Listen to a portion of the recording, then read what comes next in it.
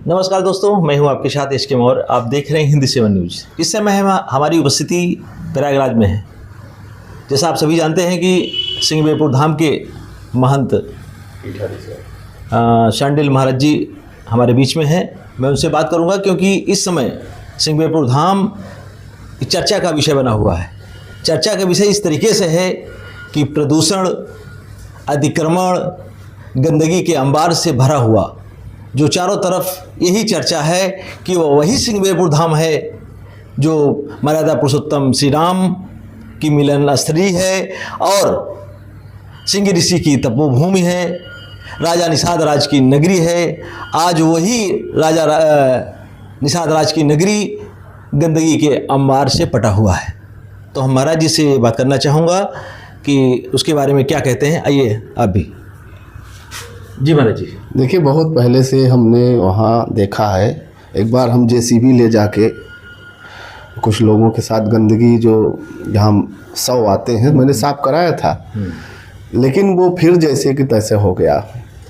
होता ये है कि जो मृत आत्माओं की बांस की लकड़ियाँ लाते हैं उसको पंडा समाज के लोग चौकी बना देते हैं, जो कि अशुद्ध माना जाता है। ये भी शास्त्र सम्मत नहीं है। और छोटा सा ही घाट है, उसमें इतनी चौकियाँ लग गई हैं जिससे आम जनता जो इतनी भीड़ होती है स्नान करने में दिक्कत होती है। छोटी छोटी चौकियाँ या तो पक्की बनवा लें, या हमने कई बार लोगों से कहा कि लकड़ी के तख्ता आपको दे दिया जाए, लेकिन वो सब लोग माने नहीं। तो ये अव्यवस्था आप देखिए, जो वहाँ होटल वगैरह बने हैं उनका पानी, जो गंदगी का पानी वहाँ जा रहा है, बाथरूम का। तो ये अपवित्र गंगा जो हमारे योगी बाबा का एक तीर्थ पर्यटन स्थल घोषित है और इतना विकास हो रहा है, इस तरह की गंदगी, इस पर सरकार को ध्यान देना चाहिए। डीएम साहब से बात हुई है हमारी, उन्होंने कहा है निश्चित ही कार्रवाई होगी। और इसके लिए हम योगी बाबा को पत्र भी लिखेंगे कि जिस तरीके से लगातार ये गंदगियों का अंबार लगता जा रहा है, लोग सिंहवेरपुर के धाम के एक पवित्र पर्यटन स्थल के नाम पर आते हैं और इस तरह देख के उनका मन दुखी हो जाता है।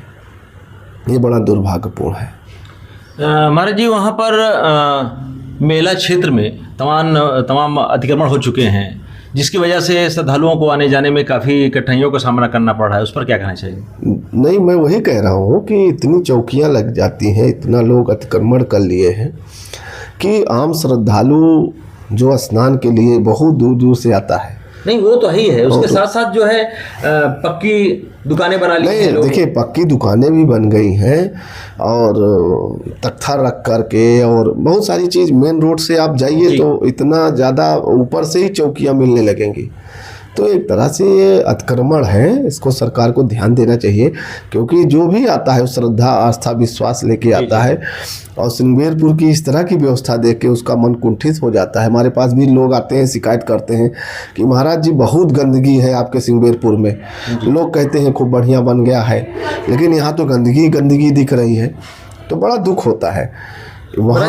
और मैं पूछना चाहूँगा, जहाँ तक मैंने देखा है, लोग बताते भी हैं कि पंडा समाज के लोग कोई भी अनुष्ठान कराते हैं, कराने के बाद जो भी अवशेष होता है वो वहीं छोड़ दिया जाता है। ना पंडा समाज उसको उठवाता है, ना जजमान उनकी उठाते हैं। तो इस पर क्या कहना चाहेंगे?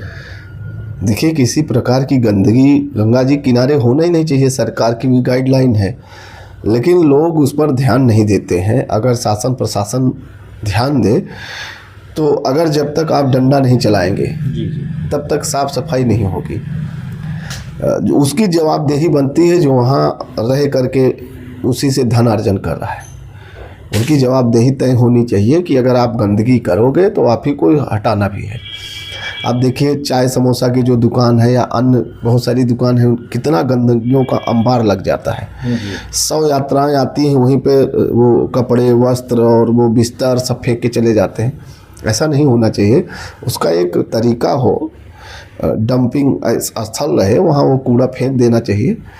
और लगातार अब जो रहेगा तो सड़ेगा, बदबू आएगी, गंदगी फैलेगी, बीमारी भी आएगी। सरकार लगातार विकास कार्य के दावे कर रही है और विकास के लिए पैसा भी आवंटित कर रही है, और लेकिन ये सब चीज़ देख करके श्रद्धालु के मन में आता है कि सरकार तो दावे बहुत करती है, लेकिन धरातल पर जिसे गंदगी देख रही है, ये सौ से निकलने वाला जो बांस से बनाया जाता है चौकियाँ, वो घाट पर पूरी तरह से जाल बिछा दिया गया है, अव्यवस्था का वो डेरा जमा हुआ है। इससे लोग मन में कुंठ की भावना लेकर के जब बाहर जाते हैं तो उसी धाम के बारे में अपशब्द का प्रयोग करते हैं। देखिए, इसकी जवाबदेही तो पर्यटन विभाग की है, क्योंकि वो पर्यटन का क्षेत्र आता है और ग्राम समाज का आता है, तो वो दोनों लोग इसके जिम्मेदार हैं। पर्यटन विभाग बनवा देने से कार्य नहीं चलेगा। साफ शुद्धता, सुरक्षा, उसकी जवाबदेही तय होनी चाहिए। इसके लिए बस शासन प्रशासन को क्या करना चाहिए? जैसे ये देखिए, शासन प्रशासन को चाहिए कि वहाँ पर एक गाइडलाइन जारी करे, निर्देश जारी करे, जगह जगह बोर्ड लगवा दे कि गंगा के किनारे गंदगी फैलाना अपराध है, जो फैलाएगा उसके ऊपर जुर्माना लगाया जाए। जब ऐसा कुछ नियम लगाएंगे तो आसानी से आप समझ लीजिए सब भागेंगे। आप द्वारा क्या पहल की जा रही है? देखिए, मेरा पहल तो ये है, मैं कई बार इसकी पहल किया था। हम चाहते हैं कि वहाँ जो बांस की चौकियाँ हैं वो हटें।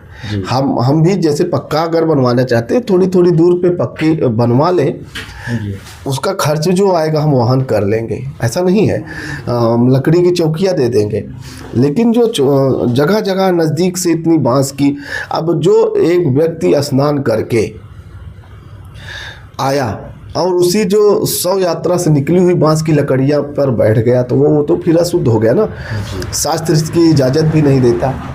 तो कुल मिला के शुद्धता होना चाहिए, साफ होना चाहिए।